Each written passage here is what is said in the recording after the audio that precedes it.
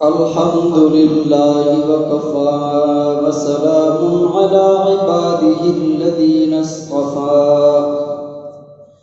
أرسله بالحق بشيرا ونذيرا وداعيا إلى الله بإذنه وسراجا منيرا.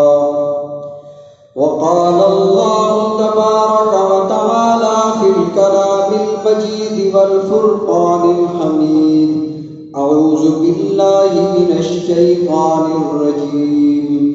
بسم الله الرحمن الرحيم. يا أيها الذين آمنوا لا تقدموا بين يدي الله ورسوله واتقوا الله إن الله سميع عليم. وقال النبي صلى الله عليه وسلم: لا يؤمن أحدكم حتى أكون أحب إليه من والده وولده والناس أجمعين. اللهم صل على محمد وعلى آل محمد كما صليت على إبراهيم وعلى آل إبراهيم إنك حميد مجيد. اللهم بارك على محمد وعلى آل محمد كما باركت على إبراهيم وعلى آل إبراهيم إنك حميد مجيد. محترم دوستو، بزرگوں، آج کے اس مبارک ساعت میں نے آپ کے سامنے قرآن پاک میں سے آیت مبارکہ اور حدیث مبارکہ تلاوت کی. دعا ہے کہ رب العزت مجھے اور آپ کو، ہم سب کو اخلاص کے ساتھ، تصحیح نیت کے ساتھ اس پر عمل کرنے کی توفیق عطا فرمائے. آمین ثم آمین. اس آیت مبارکہ میں اللہ رب العزت نے مسلمانوں کو دو اصول اور آداب سکھائے کہ اگر اللہ کا یا اللہ کے رسول صلی اللہ علیہ وسلم کا حکم آ جائے تو پھر تعویلات کرنے سے باز آ جاؤ. پھر یوں نہ کہو ایسے نہیں، ایسے نہیں، ایسے ہے. پھر کسی چونو چرا کی اگر مگر کرنے کی گنجائش باقی نہیں رہتی. تو اللہ رب العزت نے ارشاد فرمایا: یا ایھا الذین آمنو، اے ایمان والو. ایمان والوں کو اللہ نے خطاب فرمایا، کافروں کو نہیں. یعنی پہلے ایمان لاؤ. کافر تو پہلے ہی حضرت محمد صلی اللہ علیہ وسلم کی رسالت کا، آپ کی شان کا، آپ کے اخلاق کا، آپ کے کردار کا وہ تو پہلے سے انکاری ہے.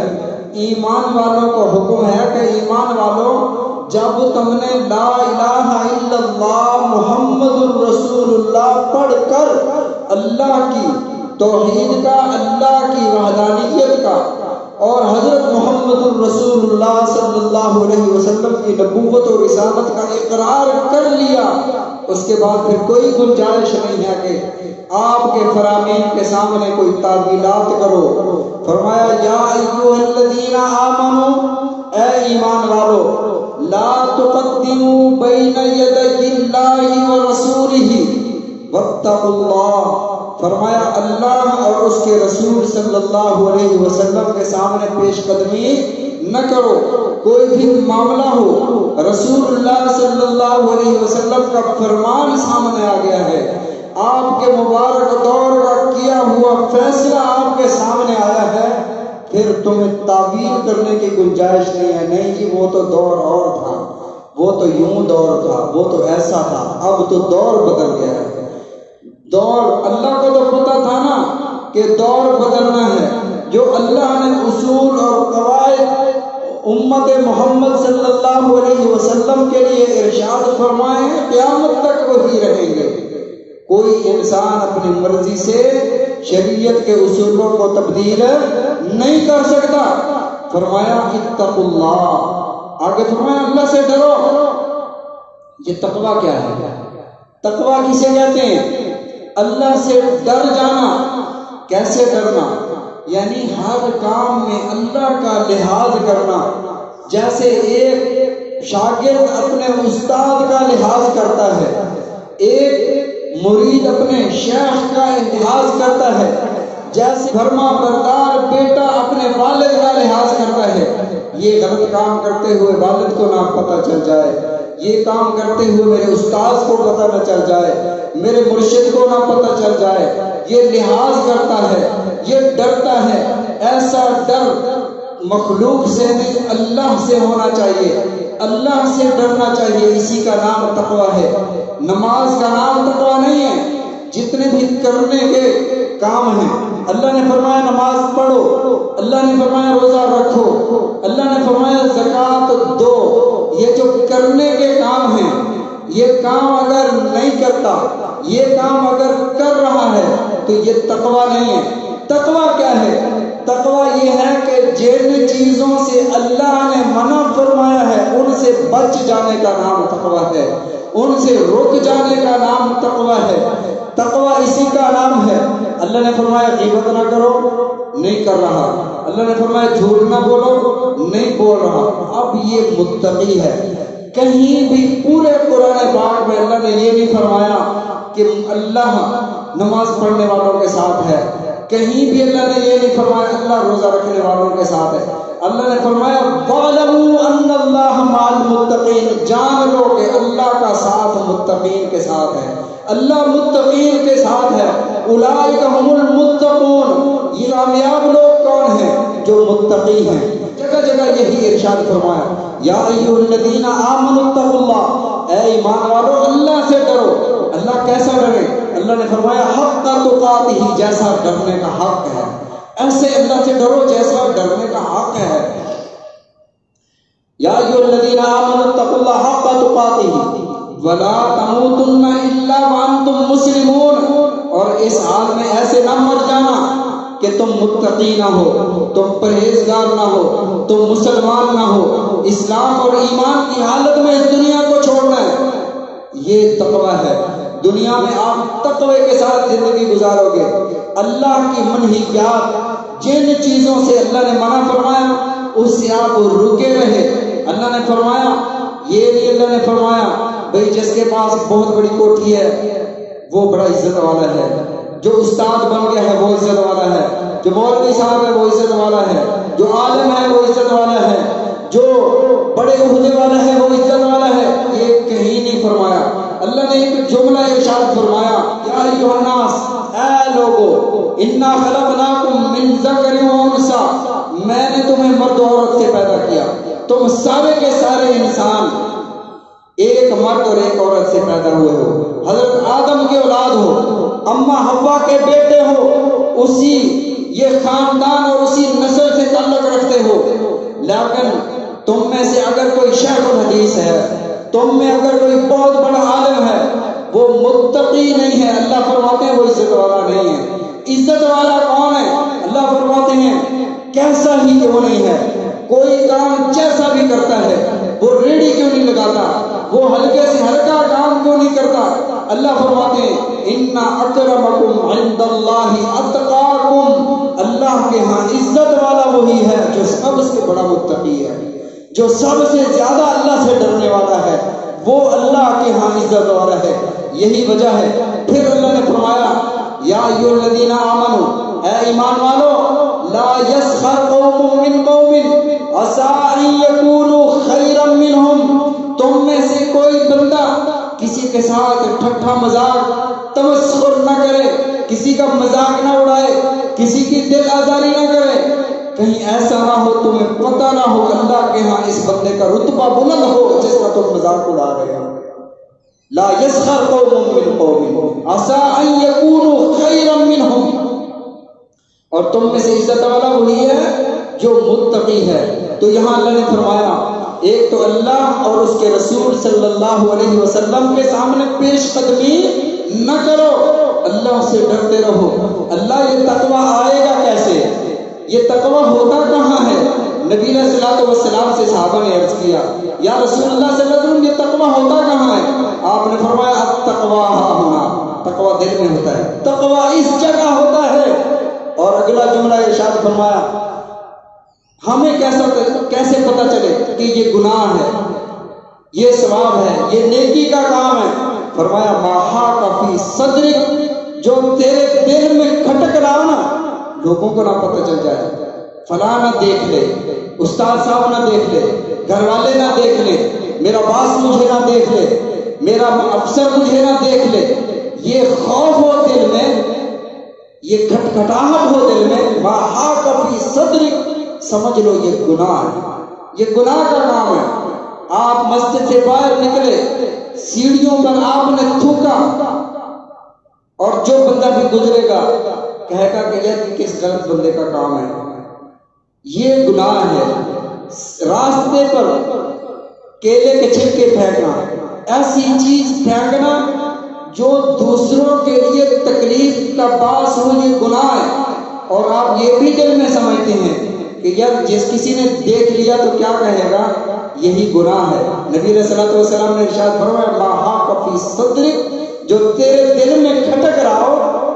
مثلا عام طور پر یہ لوگ نہیں سمجھتے، کھڑے کھڑے چلتے چلتے کھا پی لیتے ہیں، لیکن ایک بہت بڑا عالم دین ہے، بہت بڑے قاری صاحب ہیں، وہ جا رہے ہیں راستے میں، وہ برف کا بنا ہوا گولا ٹھوستے ہوئے جا رہے ہیں، لیکن دل میں کھٹک ہے کہ یار لوگ دیکھیں گے تو کیا کہیں گے، یہ اس کے لیے گناہ ہے۔ حسنات الابرار سیئات المقربین، کبھی کبھار ایسا ہوتا ہے کہ عام لوگوں کے لیے وہ نیکیاں ہوتی ہیں اور خاص کے لیے وہ گناہ ہوتا ہے۔ تو فرمایا واتقوا اللہ، اللہ سے ڈرو۔ اللہ یہ ڈر آئے گا کیسے؟ فرمایا الم تر ان اللہ یعلم ما فی السماوات وما فی الارض، جو کچھ آسمانوں میں جو کچھ زمین میں ہے اللہ اسے دیکھ رہے ہیں۔ اگلا جملہ ارشاد فرمایا ما یکون من نجوا ثلاثۃ الا هو رابعهم، یہ دل میں اگر تم تصور کرو گے نا، اللہ فرماتے ہیں ما یکون من نجوا ثلاثۃ، تم میں سے 3 آدمی کہیں بیٹھ کر سرگوشی کرتے ہیں تنہائی میں، کسی کے خلاف پلان بناتے ہیں، الا هو رابعهم، چوتھا اللہ موجود ہوتا ہے۔ اگر یہ تصور ہو نا تمہارے دل میں، پھر کبھی کوئی غلط کام کسی سے نہ ہو۔ ولا خمسۃ الا هو سادسهم، 5 ہوتے ہو تو چھٹا اللہ ہوتا ہے۔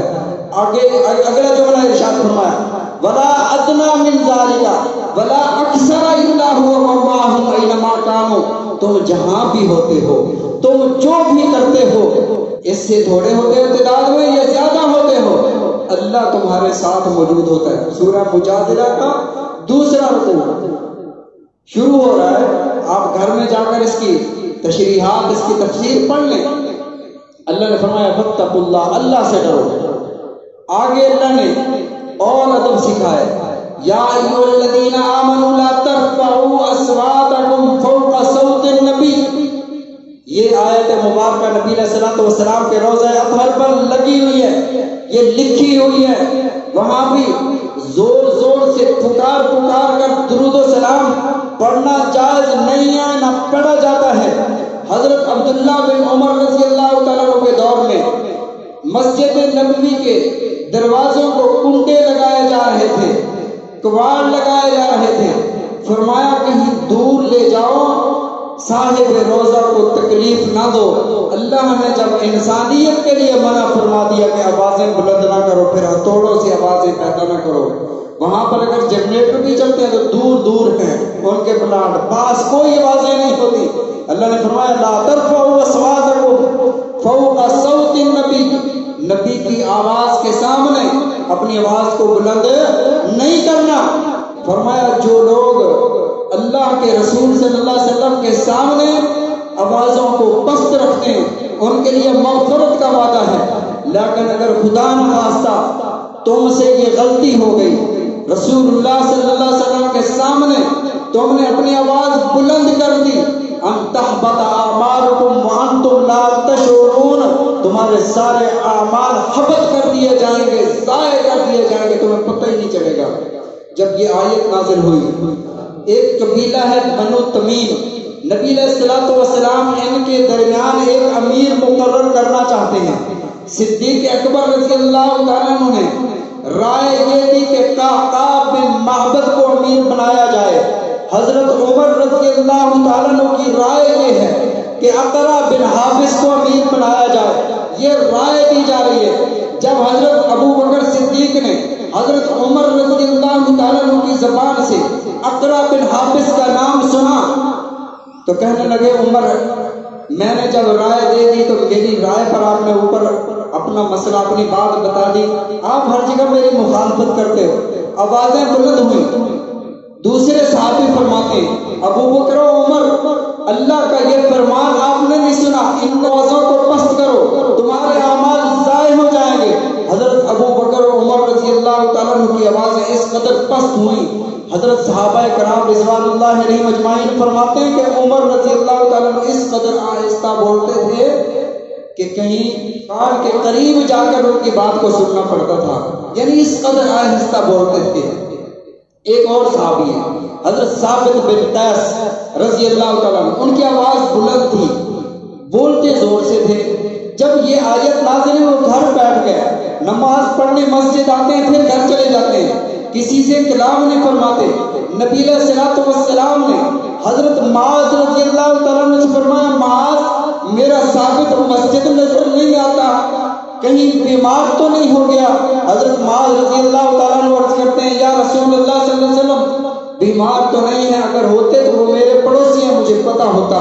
اللہ کے نبی صلی اللہ علیہ وسلم نے پیغام بھیجا، حضرت ثابت بن قیس حاضر ہوئے، یا رسول اللہ اس وجہ سے نہیں آتا۔ اللہ نے فرمایا ان تحبط اعمالکم وانتم لا تشعرون، اگر تمہاری آواز بلند ہو گئی نبی کی آواز پر، تمہارے اعمال ضائع کر دیے جائیں گے۔ یا رسول اللہ صلی اللہ علیہ وسلم اعمال ضائع ہونے کا اندیشہ تھا، اس لیے میں ذرا جلدی چلا جاتا تھا۔ اللہ کے نبی صلی اللہ علیہ وسلم نے ارشاد فرمایا، ثابت تجھے پتہ نہیں ہے کہ اللہ نے تجھے جنتی قرار دیا ہے، تیرا گھر اللہ نے جنت میں بنا دیا ہے اور اللہ نے تجھے شہید لکھ دیا ہے۔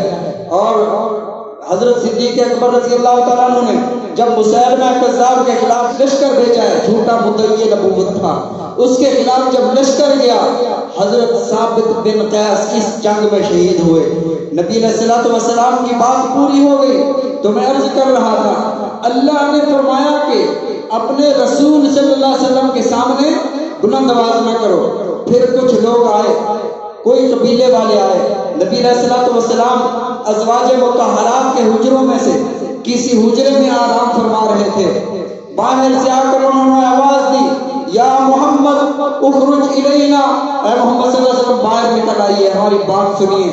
اللہ نے ارشاد فرمایا، ان الذین ینادونک من وراء الحجرات اکثرهم لا یعقلون، جو لوگ حجرات کے باہر آ کر میرے محبوب صلی اللہ علیہ وسلم کو آوازیں دیتے ہیں، ان کو کہہ دو یہ اکثر لا یعقلون، انہیں عقل نہیں تھی، اگر انہیں عقل ہوتی تو میرے حبیب صلی اللہ علیہ وسلم کو یوں نہ بلاتے۔ اب آگے کے لیے قانون یہ ہے کہ اگر یہ وہاں باہر بیٹھ کر انتظار کرتے لکان خیر لہم، یہ ان کے لیے بہتر تھا۔ حضرت عبداللہ بن عمر رضی اللہ تعالیٰ عنہ حضرت ابی بن کعب سے جا کر قرآن پاک سیکھتے ہیں۔ صحابہ کرام رضوان اللہ علیہم اجمعین میں سب سے بڑے قاری حضرت ابی بن کعب رضی اللہ تعالیٰ عنہ تھے، ان کے بھی بڑے واقعات ہیں، ان کی تلاوت سننے کے لیے آسمانوں سے فرشتے آیا کرتے تھے۔ حضرت ابی بن کعب رضی اللہ تعالیٰ عنہ کے پاس حضرت عبداللہ بن عباس جاتے ہیں۔ حضرت عبداللہ بن عباس نبی علیہ الصلوۃ والسلام کے کزن ہیں، نبی علیہ الصلوۃ والسلام کے چچا زاد ہیں۔ باہر جا کر اس طرح چوکھٹ پر بیٹھ جاتے ہیں۔ حضرت ابی بن کعب باہر نکلتے ہیں، چوکھٹ پر عبداللہ بن عباس بیٹھے ہیں۔ نبی علیہ الصلوۃ والسلام کے اس صحابی نے فرمایا، عبداللہ آپ نے دروازہ کھٹکھٹا کیوں نہ لیا، آپ نے مجھے بلا کیوں نہ لیا؟ انہوں نے فرمایا کہ اللہ کے نبی صلی اللہ علیہ وسلم پر اللہ کا قرآن نازل ہوا، اللہ نے فرمایا لکان خیر لہم، تمہارے لیے بہتر ہے، حتی تخرج الیہم، خود ہی وہ نکلے جو عالم ہوتا ہے، جو قرآن سکھانے والا ہوتا ہے، وہ نبی کے قائم مقام ہوتا ہے۔ فرمایا العلماء ورثۃ الانبیاء، علماء انبیاء کے وارث ہیں۔